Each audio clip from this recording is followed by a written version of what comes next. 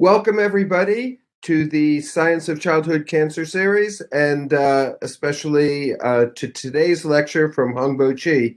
I'm Doug Green. It's my privilege to introduce Hongbo to those of you who may not know him. Hongbo did his PhD work at the University of Rochester and then did a postdoc at Yale with Richard Flavell in studying the immune system.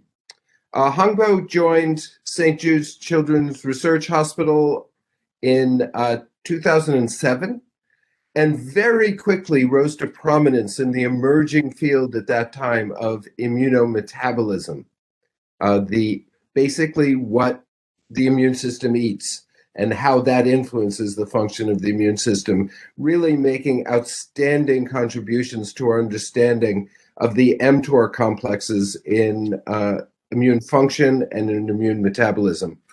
Hongbo is always looking for the next interesting area of investigation, the next challenge.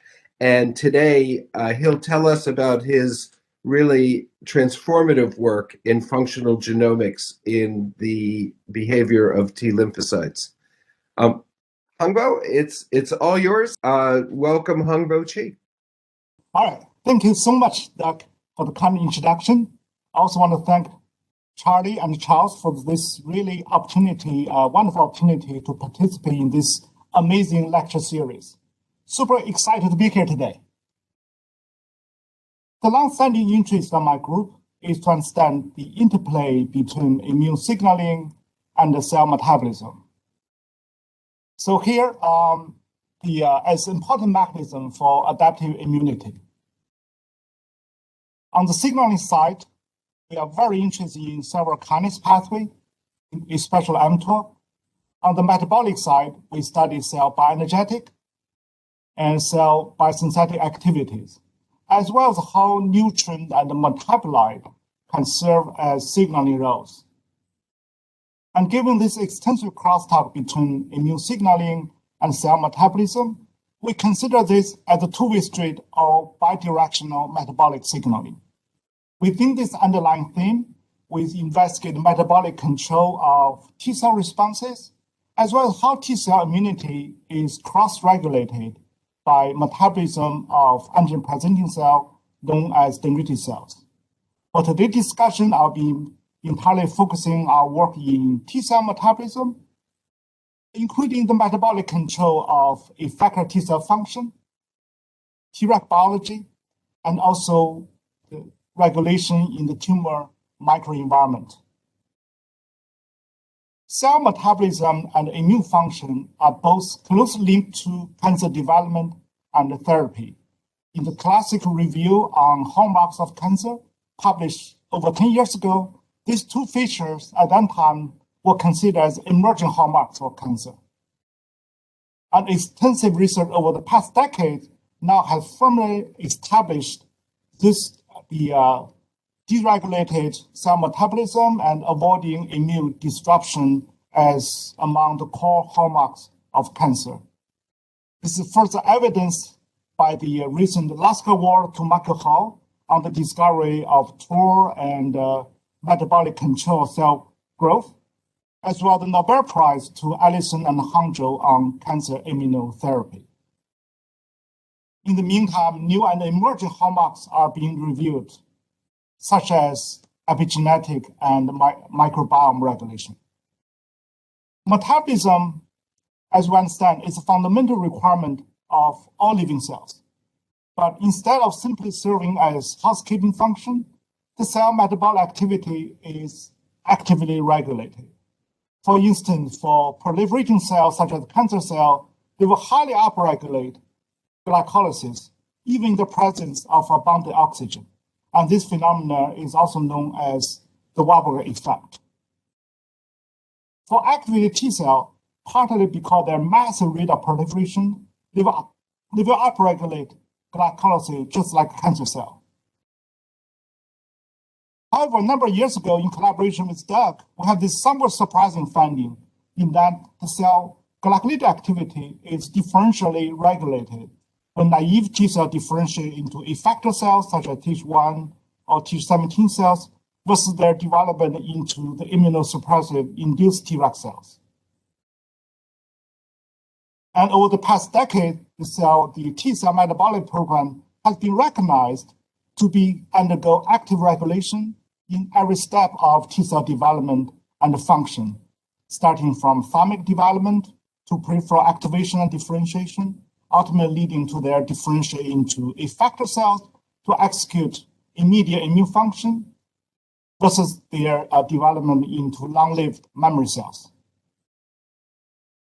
In this recent Nature Review Immunology, we highlight several major pathways in T-cell metabolism, including glycolysis, mitochondrial metabolism, and lipid synthesis, as well as the extensive interplay with the immunology signals, the classical signal 1, 2, 3, antigen co-stimulation cytokine signaling, and also as well as the interplay between metabolism and the nutrient in the microenvironment, including amino acid and glucose, which can be collectively called signal 4. And our interest in this area, including understanding of both conventional T-cell activation and differentiation, as well as the metabolic control of Treg biology. In the case of immunosuppressive tumor microenvironment, another feature of tumor microenvironment is it is extremely metabolic demanding. Therefore, T-cell function and metabolism are often limited by nutrient signals, including the nutrient partitioning. Basically, this is the division of nutrient between different immune cells, nutrient depletion, and also the buildup of toxic nutrient or metabolite. Of course, as well the intracellular inhibitor pathway of T-cell metabolism. So therefore, for effective T-cell therapy, we need to restore their metabolic fitness. Obviously, T-cells are just one component of tumor microenvironment. In fact, the tumor microenvironment is incredibly complicated and comprised of various additional cells, such as dendritic cell, macrophage, and fibroblast. And for each cell subset is further marked by extensive heterogeneity of cell activation or differentiation state. So therefore, successful tumor immunotherapy requires a holistic understanding of tumor microenvironment and its various components. Broadly speaking, we can divide this immunotherapy strategy into 3 main categories that include activating the immunostimulatory cells such as effector T cells, inhibiting the suppressive mechanism, including Treg cells, the myeloid-derived suppressor cell, and the tumor-associated macrophages, and targeting tumor immune interaction. So this 3-tier strategy is also how I would like to structure my talk today: activating effectors, inhibiting suppressors, and targeting tumor immune interaction. Aside from the complexity at the cellular level in the tumor microenvironment, the intracellular metabolic network is also incredibly complicated. For instance, the metabolome is much more complex than the transcriptome or protein. It is more difficult to measure, and also it's highly dynamic, as it frequently involves metabolic feedback, feed-forward, crosstalk, and adaptation. So given such complexity, we believe a system-level understanding and system immunology approach is critical to study immunometabolism and also tumor microenvironment. System immunology refers to the use of large-scale data sets such as metabolomic, proteomic, or transcriptomic profiling. But more importantly, it is the data integration that is critical to gain biological insight and also to discover disease target. In particular, single-cell omics can help us interrogate the heterogeneity of the tumor microenvironment at individual cell levels. Here, let me describe some of the system tools in our toolbox, including hidden driver analysis in collaboration with Jiang. This is really pioneered by Jiang Yu and Jude, basically to predict protein activity and function driver based on their target gene expression instead of the expression of those driver molecule per se. And we have recently extended this platform to single cell data sets. And in collaboration with Yiming Peng and Jude, we also extensively use proteomics for total protein and phosphoprotein profiling, and also to build upon the protein-protein interaction network, which I will be discussing later. However, probably a more powerful approach turned out to be in vivo CRISPR screening, as it can directly identify functional relevant drivers of T-cell immunity and also T-cell metabolism. So let me just share with you a few examples from ours in the next few slides. So here's just a simple diagram describing the CRISPR screening idea. The idea actually is quite straightforward, but once the guide RNA library is constructed, as either it can be used to transduce the target cell, either at the pooled screening or as arrayed format. This is followed by the phenotypic selection and then identification of the specific guide RNA that are depleted or enriched. If they are depleted, that means it's the knockout of the positive regulator. And same thing is true for the enrichment. So one of our first CRISPR screening project was to identify novel metabolic regulator, a special negative regulator for tumor-specific T cells. The idea is if we can discover those inhibitory pathway, then we can target them for therapeutic benefit towards tumor. So in a way, we are searching for the next PD-1 molecule. To this end, we built a CRISPR library in lentivirus to target all the known or putative metabolic regulator, overall 3,000 genes, and then we transduce this pooled library into tumor-specific T cells, and then we pack those T cells into tumor-bearing mice. So here again, the idea is if we can knock out a major negative regulator of T cell immunity, then those T cells should be enriched in the tumor.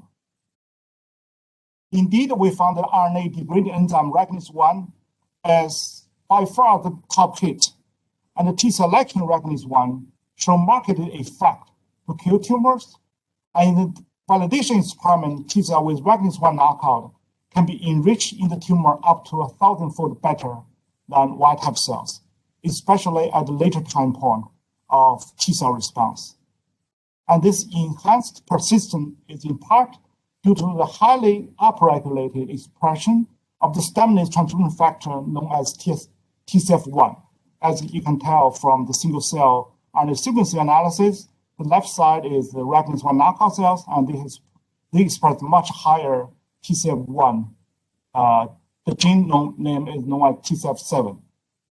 And to first establish additional target by which Regnase-1 can function, we perform a genome-wide screening, genome-wide rescue screening by co-transducing tumor-specific T cells with Regnase-1 targeting lentivirus together with the genome-wide library. So this allows us to identify the key transcription factor, BETF, as mediating the Regnase-1 knockout effect.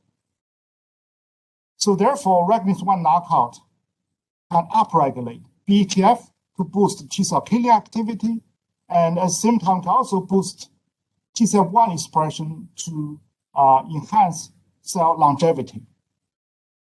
And because the effect of Regnase-1 knockout to control both T-cell effector function and the long-term persistence, Regnase-1 knockout T-cell shows much better activity to inhibit tumor growth in two different models of melanoma. And in collaboration with Tara Geiger group at Jude, we next tested the therapeutic effect of Regnase-1 knockout CAR T cells against BALL.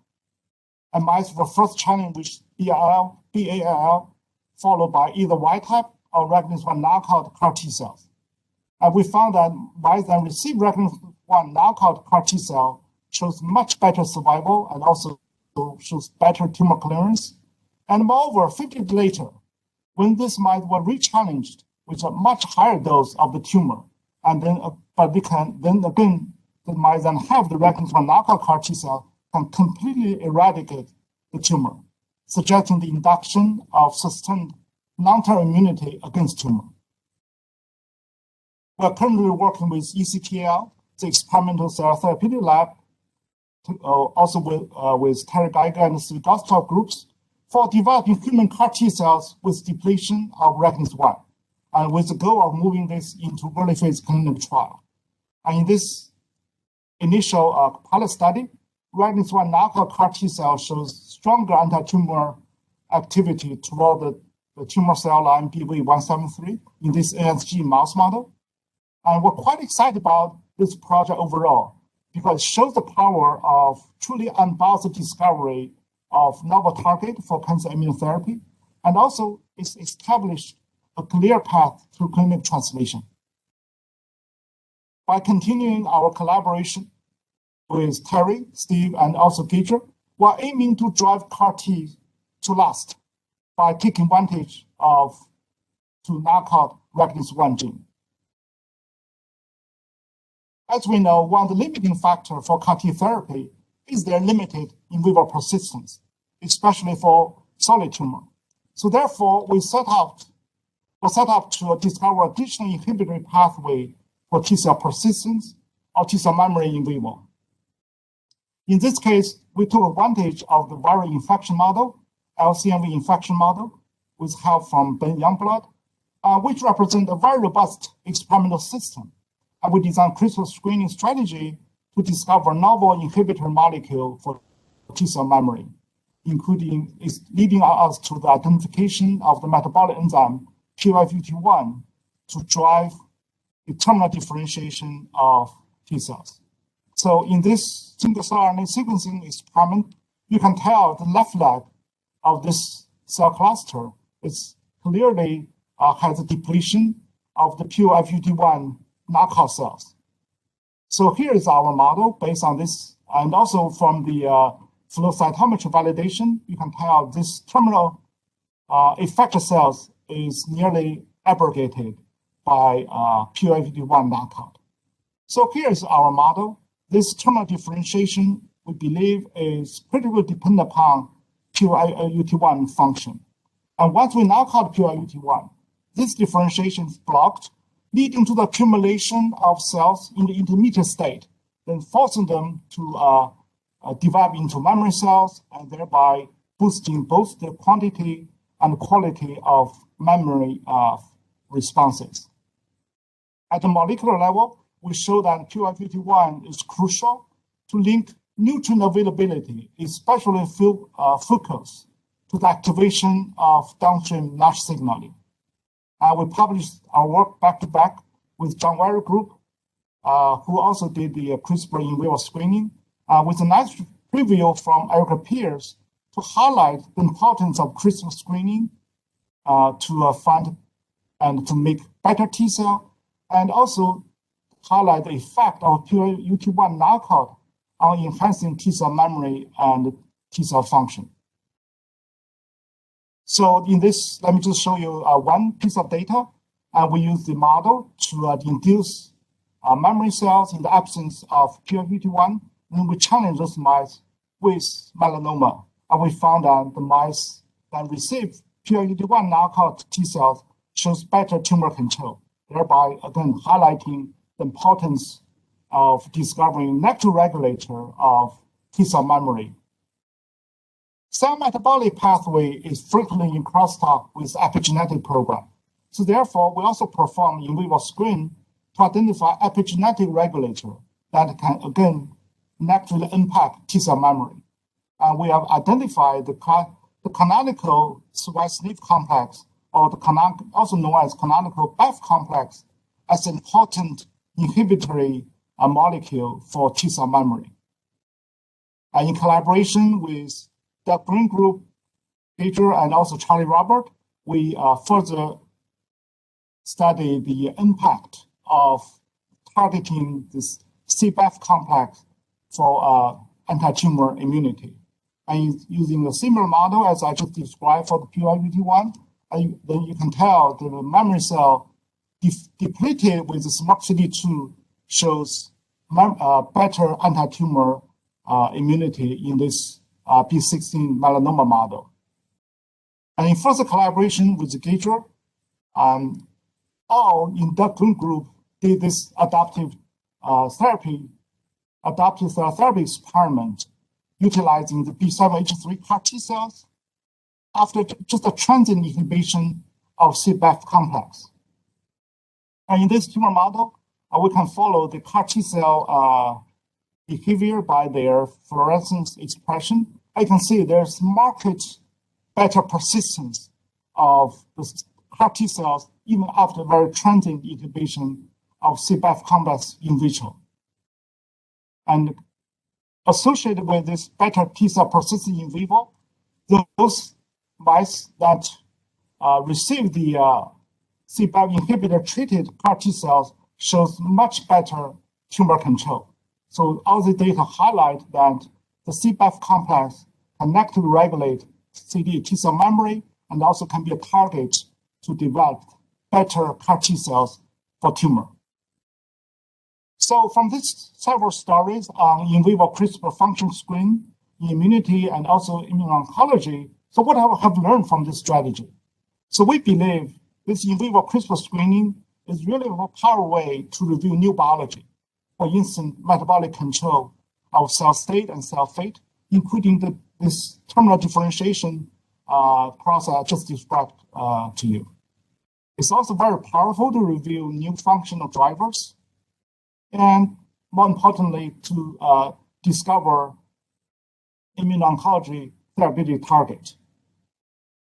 Meanwhile, we're also interested in using CRISPR screening to study the fundamental T cell biology process, including the discovery of a phospholipid in helping the follicular helper T cell differentiation and also germinal center reactions.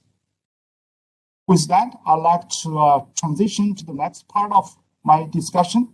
So that's the dark side of T cell in tumor immunity, the role of regulatory T cells and also their control by the metabolic programs. Regulatory T cells, especially those expressing FAP3, the lineage defining transcription factor, are crucial to keep immune homeostasis and to prevent the spontaneous development of autoimmunity. On the other hand, Treg cells represent a major barrier to effective tumor therapy and tumor immunity.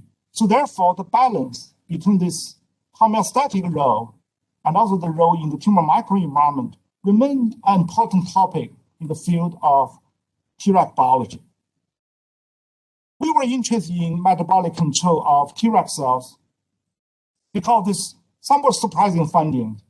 At that time, mTOR was generally considered as the nectar regulator for Treg cells, but what we found that mice with Treg specific deletion through the FAP3 deletion system, the mice develop fetal autoimmunity when they lack Raptor or the mTOR1 complex. So suggesting that mTOR is a critical positive determinant of Treg cell function. At the mechanistic level, we show that mTOR is important for the activation of multiple anabolic pathways, especially movement metabolism, which is important for the synthesis of cholesterol and isoprenoid. And having shown the critical importance of mTOR as a positive determinant of Treg cell function, we map out upstream and downstream signaling pathway. For upstream pathway, we show that amino acid arginine and leucine are crucial for mTOR1 activation, while signaling through several G protein small G proteins. And for the downstream pathway, we show that movement metabolism activated by mTOR is important for the generation of isoprenoid.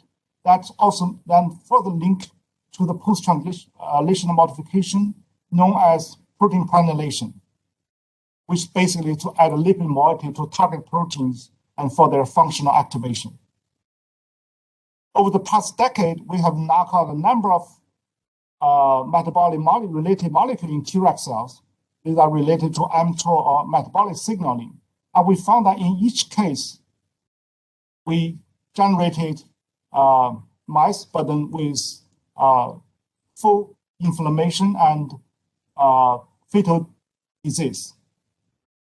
So due to the severe loss of Treg function. So while these results highlight the functional importance of metabolic signaling in Treg function and also immune homeostasis, those pathways are unlikely to be therapeutic target for cancer therapy.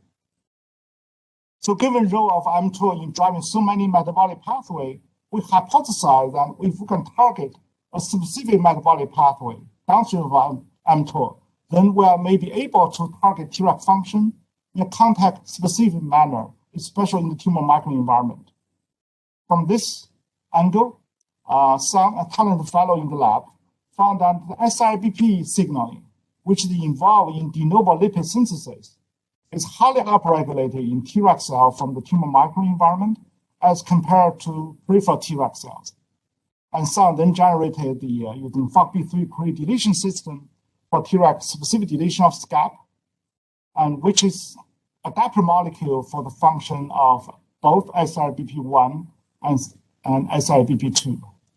And we found that mice with Treg specific deletion of SCAP, they appear to be normal, but then they can eradicate tumor in a much better way compared with wild-type mice. In both two tumor models we applied. And as I mentioned, on the other hand, those mice appear to be normal and do not develop systemic autoimmunity, suggesting that targeting SCAP or SIBP in Treg cells can suppress tumor growth without loss of self-tolerance.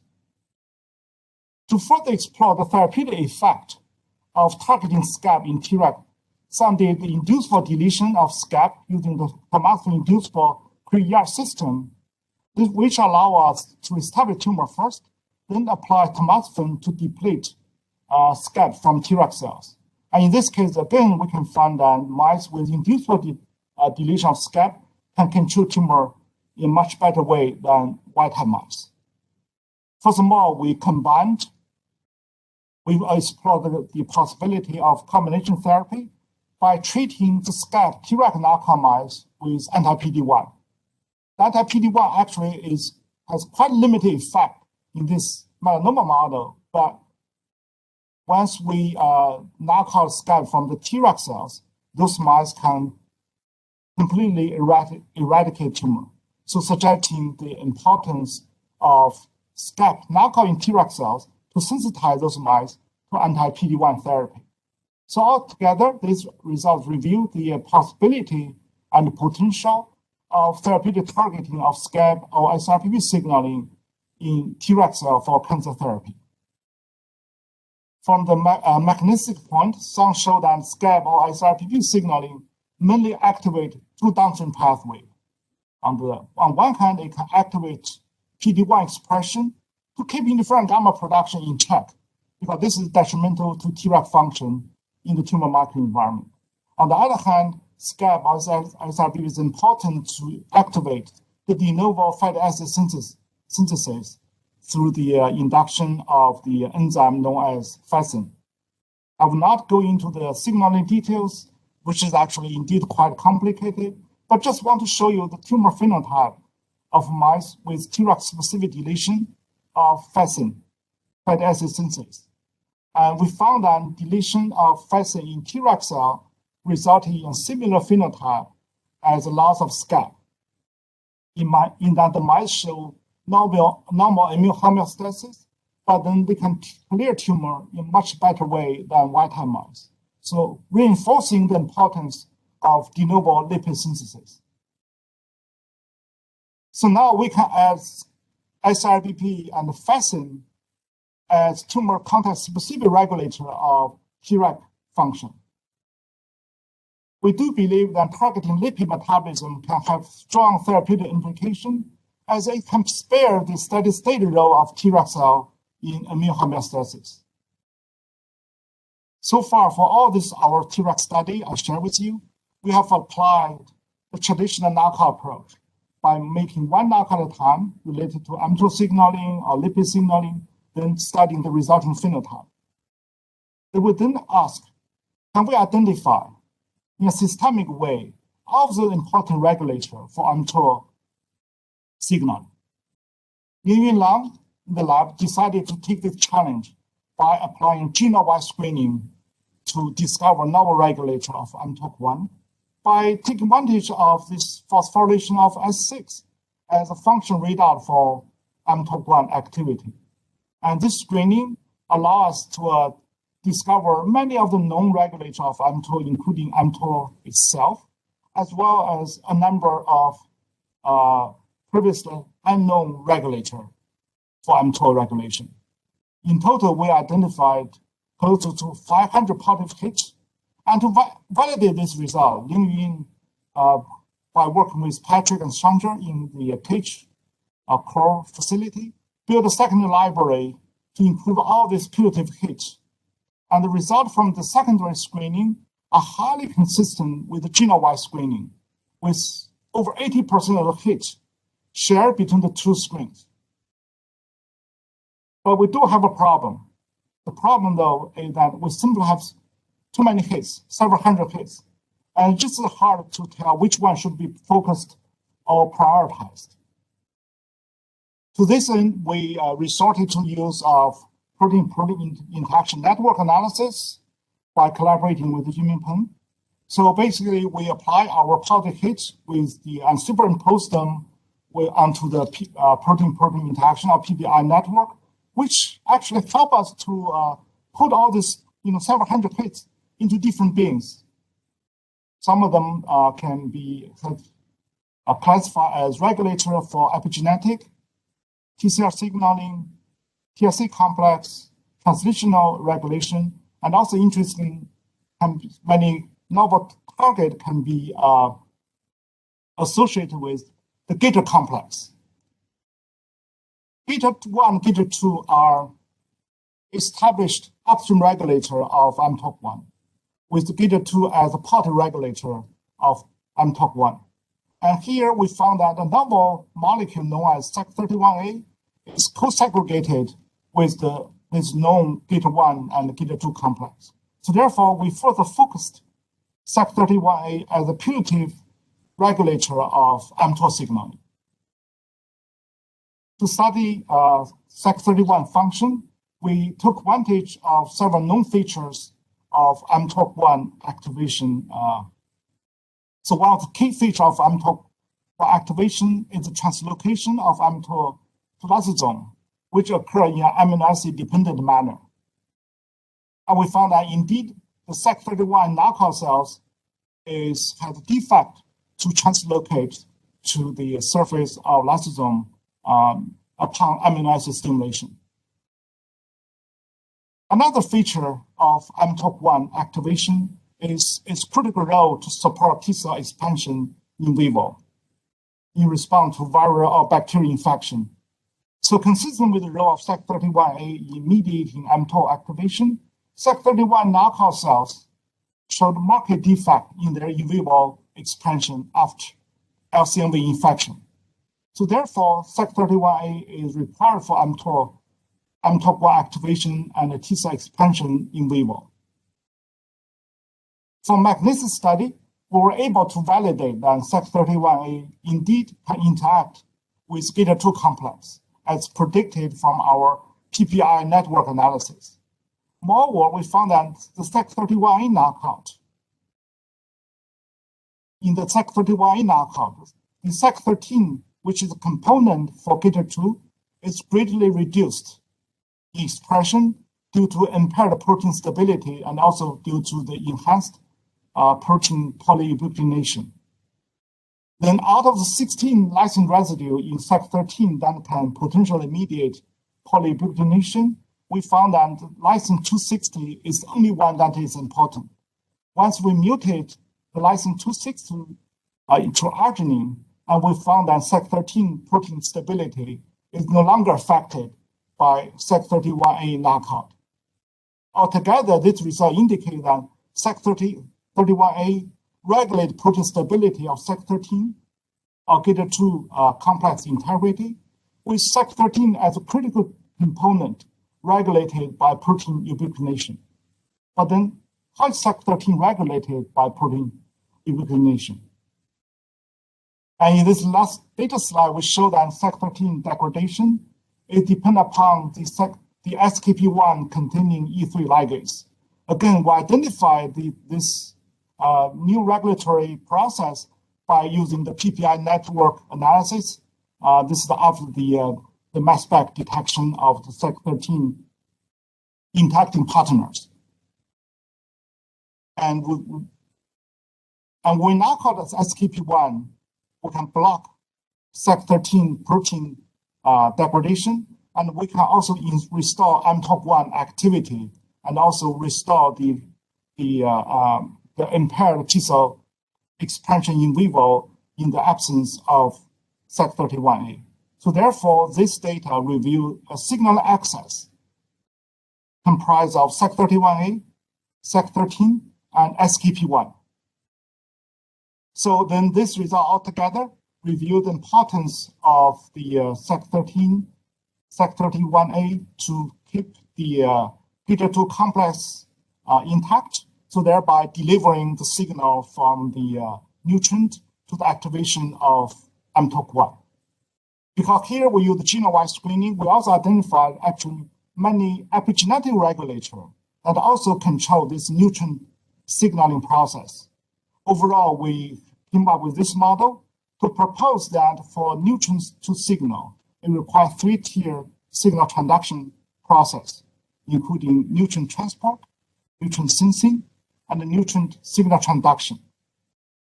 And for this, many of these epigenetic regulators of nutrient signaling, they are functionally important in regulating T cell biology. For instance, with Treg-specific knockout of the Saga complex component CCDC11, we found that those Tregs will lose their function in the tumor microenvironment. Again, revealing the importance of nutrient signaling and also the potential for therapeutic intervention. From such integrative analysis of Treg function, by both the reverse genetic and forward genetic screening, we have reviewed several interesting new themes. The first one is bidirectional metabolic signaling. We show that nutrient sensing can lead to mTORC1 activation, which will drive the activation of mobile metabolism and synthesis of isoprenoid, and again leading to the prenylation process. We also show that the Treg cell, their function can be regulated in context-specific manner. In that the Treg functional capacity in the homeostasis versus the tumor microenvironment can be dissociated by knocking out different molecules. And this observation can also provide opportunity for therapeutic targeting of Treg cell for tumor therapy. And we also believe that the integration of CRISPR screening with PPI network analysis represent a new and powerful platform to systemically study cell signaling, including in primary cells after the physiological stimulation. And we believe this platform can be broadly applicable to growth factor signaling, environmental signaling, and also cytokine signaling, for instance. So we're quite excited to use this platform for further study. So in the next 5 to 10 minutes, let me share with you our ongoing study to target tumor immune interaction for pediatric cancer. Emerging study reveal many of the conventional oncogenic signaling require the immune system for their action, even though these pathways or the drug inhibitor were traditionally thought to act in tumor autonomous manner.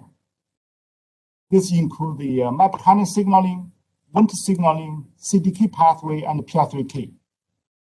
So therefore, there's 3 examples out there, but very little is known about this tumor intrinsic signal in mediating tumor immune interaction in pediatric cancer.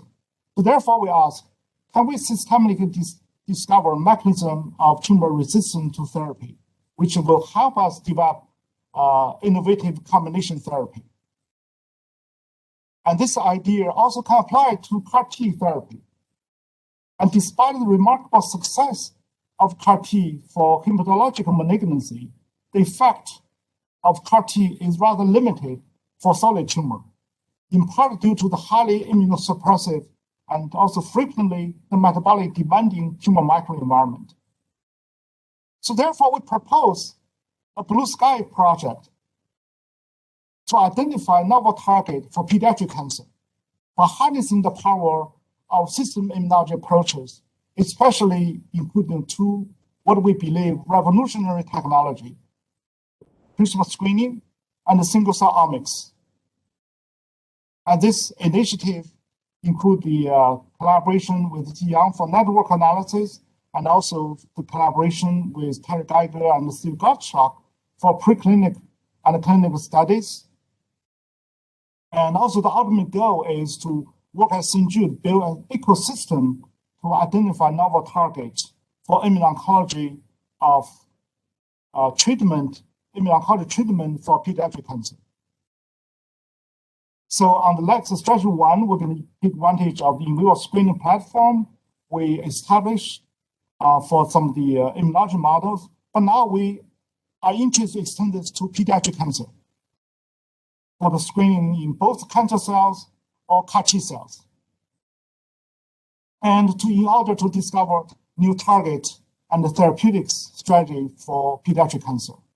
So we have many ongoing collaborations, including collaboration with Martin Roussel group on brain tumor, specifically group 3 medulloblastoma, the collaboration with Charles Mulligan and Terry Geiger on BALL and other leukemia model, and also the collaboration on the CAR T side with Steve Gottschalk and Geiger for CAR T to target solid tumor and brain tumor.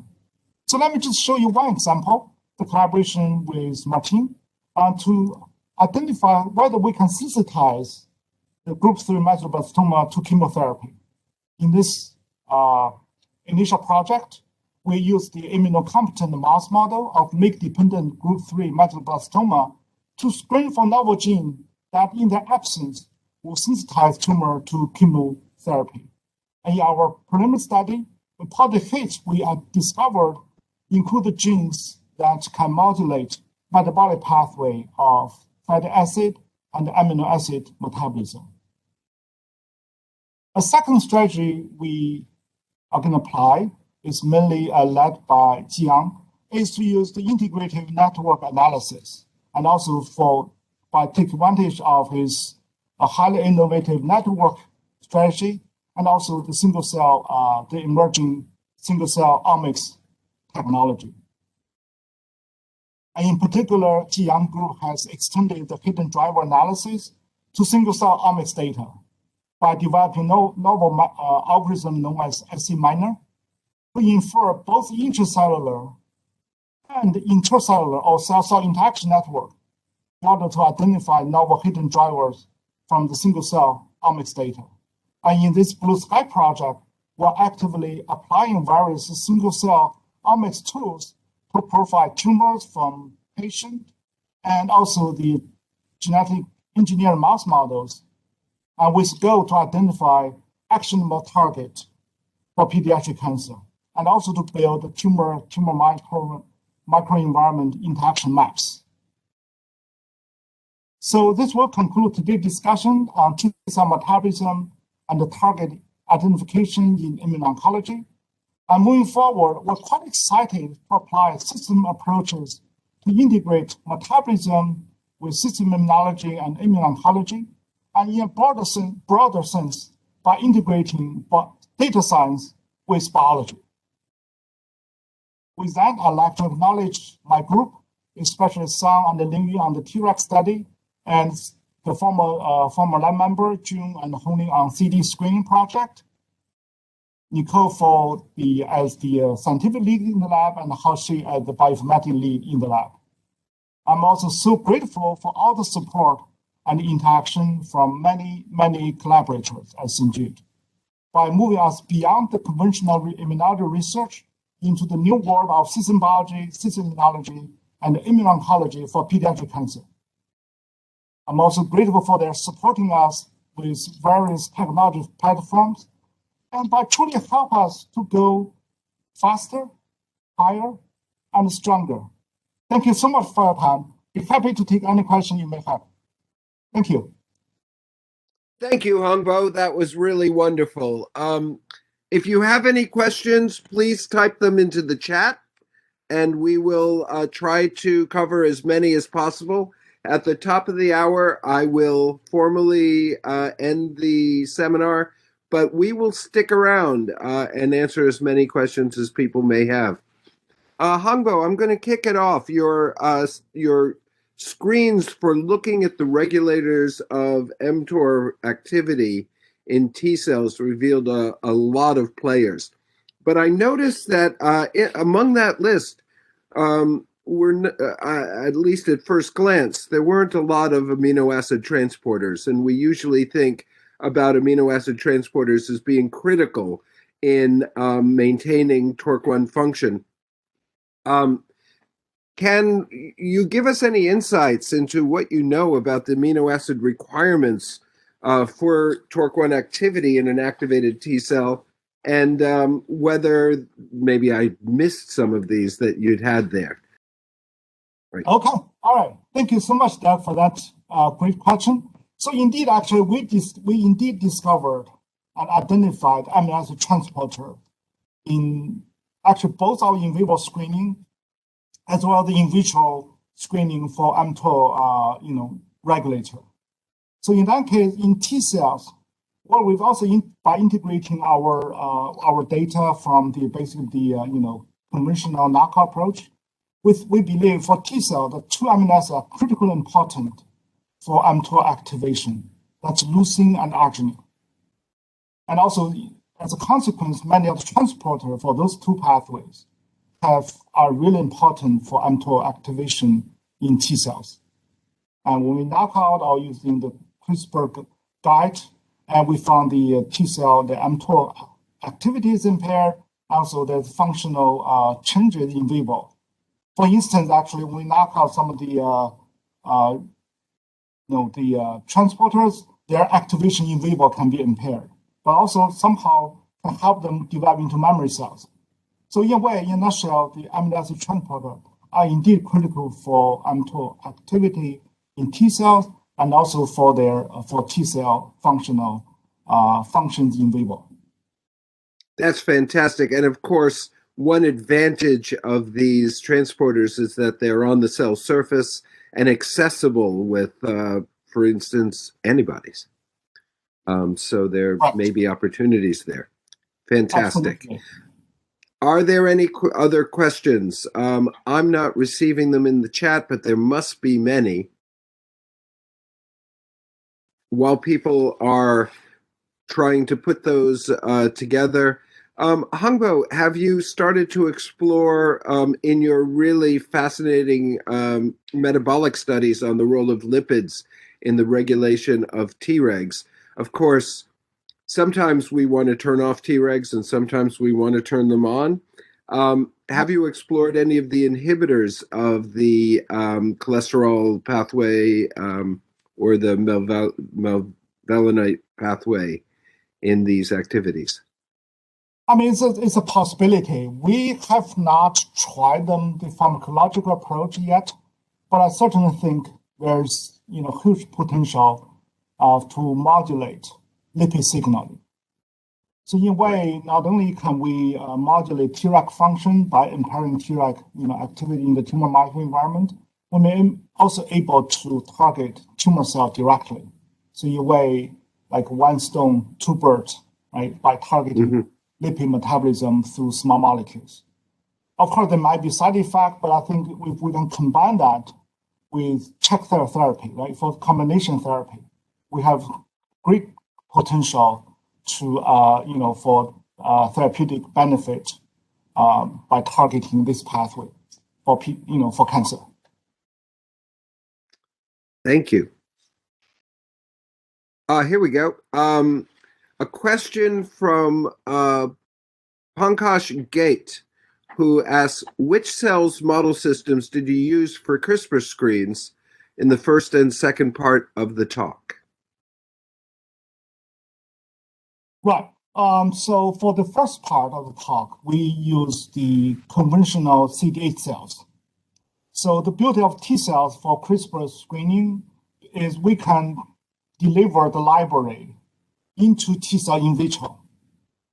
And to make the knockout, then we can pack the T cell in vivo into tumor-bearing mice or challenge those mice with infection. So this ex vivo gives us the window for genetic manipulation, but then we can observe the behaviors of those T cells in entire animal. So that's why there's great potential to use CRISPR screening for functional dissection of T cells, but also this can be applied to cancer cells. There's many beautiful papers in the field where the cancer cell can be, delivered, can receive the lentiviral library, then they can also transfer in vivo. For the second part of my discussion, we use regulatory T cells. There, because we did the entire screening in vitro, that's why we have the opportunity to do genome-wide screening. Because for in vivo, the cell coverage is always limiting factor. That's why we use focused library screening. But for in vitro screening, we really have the opportunity to apply the genome-wide screening as really unbiased approach for discovery. Wonderful. Hyan Tan says, wonderful talk. Will metabolomics play a role in the iTarget project? Right, absolutely. So I think many other pathways are important for T cell regulation, metabolic pathways. They can be either inside the cell, the metabolic program inside the cell, or those metabolite and the nutrient in the tumor microenvironment. Both can affect T cell or immune cell or even cancer cell function. And we're actively pursuing that. Also, thanks for your support. I think one challenge right now is for the metabolomics is it's very hard to go to the single cell level. So in a way, we still look at the bulk population. I think that's also what Ralph DiBerardinis just mentioned a couple of weeks ago in the same lecture series. It's hard to do the single cell metabolomic analysis. But hopefully with new technology emerging, we can now really resolve the metabolic program at the single cell level, which I believe is going to drive this forward, drive this entire area of immunometabolism or cancer metabolism forward. Wonderful. Liken Zhu asked a question, and a very general question. What would be a good strategy to stimulate T cell killing versus guarding? And I'm not quite sure what guarding refers to, but perhaps longevity or persistence. Right. I think that's an interesting point. So overall, the T cell effector function, the killing activity, and also their in vivo persistence are generally considered as reciprocal events. You either have one function usually at the cost of the other. But I think if one can, many times we can reprogram those two events by genetic manipulation. I believe the Wagner's wise really provide a good example where we can boost both activity for therapeutic benefit. Because for CAR T or for T cell therapy to work, we really want both, including both their immediate cell killing activity and also their long-term persistence. So I believe that's why the CRISPR screening and also is really a way to go to explore this target to manipulate these processes for therapeutic benefit. Lots of questions coming in. Juan Montez asks, with respect to the CAR T cells, were they autologous or allogeneic? And if they were autologous, would there be benefit of using allogeneic CAR T cells? So far, they are all autologous. And we are not there yet for the allogeneic CAR T cells. Because down the road, it does have the advantage because this ideally can be off the shelf, right? Can be, can save much of the manufacturing complexity. So we're not there yet, but I think that's why. But we do see paper coming out in the field, and also they can manipulate through CRISPR actually by knocking out some of the molecule involving allogeneic response. So I think the field is moving in that direction. So we're quite excited about that possibility. James Kim says, thanks for the great presentation. How do you see the role of the adaptive immune system as T cells other than CAR T in hematologic malignancies? are there hot and cold hematologic malignancies? I guess with respect to immunity. Right, that's interesting. So in a way, the hematological malignancy is very different from, as we know, from solid tumors. But I think there's also a picture emerging, including some of our collaboration work with Jude and St. Jude of Charles Mulligan. The immune component, the adaptive immune component, certainly has an important role in protecting the host from hematological malignancies, and also can really change the response to chemotherapy of hematological malignancies. But how this is occurring, it requires the deeper understanding of the systemic immune system, and also the immune system, for instance, the bone marrow. Right? This can be somewhat analogous to the tumor microenvironment for solid tumor. So I think there's just lots of the opportunity to further study how the adaptive immune system can protect host from hematological malignancy. Fantastic. It is the top of the hour. We will formally conclude the seminar, but if Hongbo is willing to stick around, if there are additional questions, we will stay here as long as those questions keep coming. It remains for me to thank Hongbo for an absolutely fantastic presentation and really an overview of an incredible program of research. All right, thank you so much, Doug. Thank you everyone for tuning in. Hongbo, that was really terrific. Here's one from Junming Peng. Great talk. If you compare the hits from CRISPR screen with proteomics metabolomics data upon mTOR activation, how many or what percentage can be found by biochemical profiling? Oh, that's an interesting point. We haven't done the comparison side-by-side comparison, so I don't have a direct answer. But in a way, I still believe CRISPR is the most unbiased way and also most effective way to discover function relevant molecules. Because many other systems, right, either metabolomic or proteomic profiling, is still at the correlation level. They change, right. Does not necessarily mean their function important. Well, I guess one way to approach Junming's question might be, how often did you find did you find all of the known players in the TORC1 complex? So did you find the RAGs? Did you find Raptor? Did you find, Reb? Yeah. It's a capture all. That's really amazing. We capture all of them. Absolutely fantastic. There is a question, if I can probe to it.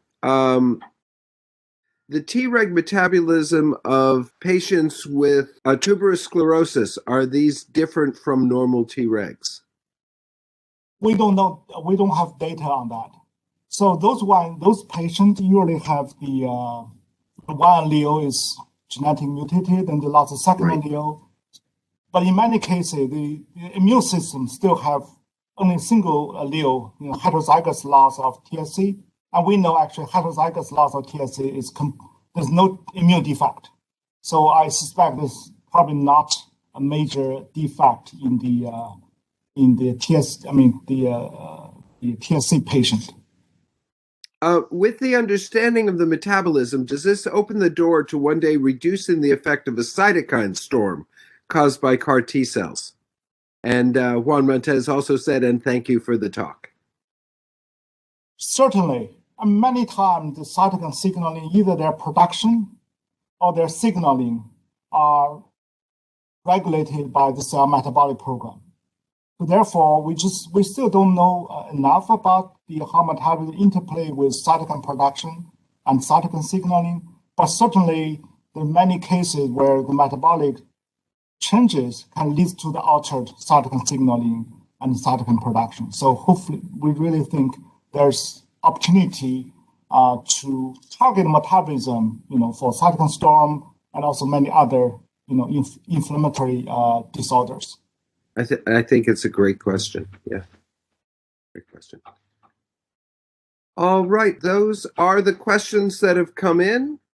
Wait, here's another nice compliment. fantastic and interesting presentation. Thank you for the opportunity. Great. Okay, thank you, everybody, and be with us again for the next Science of Childhood Cancer talk next week. And everyone have a great rest of your day, and you too, Hongbo. Thanks for that great talk. Thank you so much. Bye-bye now. Bye-bye.